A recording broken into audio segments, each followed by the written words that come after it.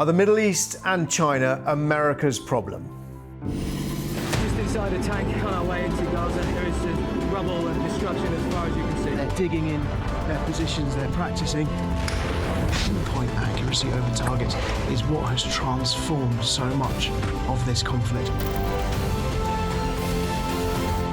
This is World at War. I'm the Sun's defence editor, Jerome Starkey, and joining me today is General the Lord Richard Dannatt, former Chief of the General Staff. General Dannatt, thank you for joining us. We've heard that the UK armed forces are under huge strain. Is it right for the United Kingdom to be looking to project its force around the world, or are in fact the Middle East, the Pacific, America's problem, somebody else's problem? Well, over the last couple of years, the current government, the Conservative government, produced an integrated review of security and defence policy, and it was published under the title of Global Britain in a Competitive Age. And what that really said is that the UK aspired to be able to exert some influence on a global scale. Well, one has to just pause and ask oneself whether that is actually right. There's only one superpower in the world today, well, certainly one Western superpower, and that's the United States. So I think Britain needs to be careful about where it focuses its military capability. Yes, America has responsibilities in the Far East. It's given security guarantees to Taiwan, to Japan, to South Korea, and it's really important it stands by those security guarantees. But it's in their interest. Now, the Middle East, of course, closer to home. Historically, Britain had a lot of interest in the Middle East. We had the mandate for Palestine between the two world wars and until the State of Israel was formed in the late 1940s. But frankly, what the United Kingdom has got to focus on is our highest priority, which is the security of Europe and the security of our own homeland. And we deliver that best by having an increased defence capability of our own, integrated fully within NATO. And let's remember what NATO is, the North Atlantic Treaty Organisation. It's designed to secure or protect the security of Europe itself. And critically, the United States are an important element in that. So we've got to remember, and a future government has got to remember, what our highest priorities are, and that's securing Western Europe, securing Europe, and our own homeland security. But we have forces positioned around the world. We have warships now permanently stationed in the Middle East and touring the Far East. Do you think that's overstretch? Is that an indulgence? It's not an indulgence, because we have to remember we are an island nation. 95% of our trade comes through the seas. So it's important that the United Kingdom plays its part, its role, in policing the sea lanes of the world to make sure that trade can run in a free and fair fashion. So what the Houthis, for example, are doing in the Red Sea is inhibiting that trade. So it's perfectly reasonable that Britain's made a contribution to seeing off the Houthi threat, which of course itself is a facet of the wider issues of what's going on in the Middle East. So we have a role to play, but again, I come back to my original point that our highest priority should be focusing on the security of Europe. And if we need a wake-up call as to why that's so important, it's to remember that Putin launched his highly illegal, outrageous attack on a sovereign nation, Ukraine, in February 2022, and has revisited Europe with a bloody war, the sort of wars that we hoped we'd seen the back of in 1945 at the end of the Second World War, which of course brings us back to asking ourselves the questions. Well, how does the situation today look compared to the situation just before the Second World War in the mid to late 1930s? What we had in Europe then was the rise of a dictator, Adolf Hitler, who took control of his country, that threatened the security of Europe. What was our reaction?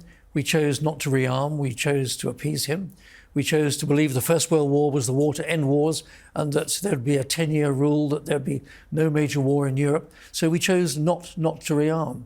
When eventually, after Munich, the policy of appeasement had failed, too late we began a period of rearmament. Our army was defeated by the Germans in May and June 1940 in France, and it was only because we built just enough Hurricanes and Spitfires with enough brave young men to fly them that we managed to win the Battle of Britain so that Britain could continue to stand alone. So the big lesson that we have to learn is to look at what nearly came to the cause of our destruction in the late 1930s. And the big thing to remember is, although there are other priorities for government funding, if you don't invest in your defence capabilities enough to deter future war, you're locked into the disastrous cost of war. And these figures are interesting. In 1935, we spent just less than 3% of GDP on defence. In 1939, war having broken out and appeasement having failed, that shot up to 19%. And in 1940, when we were fighting for our very survival, it was 46%. That's the disastrous cost of having to fight a war. Far better to spend now 3 or 4% of GDP on defence to deter war and not have to fund the disastrous cost of fighting one. General Dannatt, let me be clear though, in the late 1930s and by 1939, Europe and the United Kingdom were facing an existential threat from Hitler's Nazi Germany.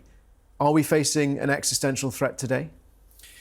If Vladimir Putin is not clipped and his power pushed back over Ukraine, there is every potential that he will want to continue to expand back into former Soviet satellite countries. I was at the Baltic Military Conference a couple of months ago, and the fear in Estonia, Latvia and Lithuania is palpable. Why have the Swedes and the Finns now just decided to join NATO? Because they fear for their own security.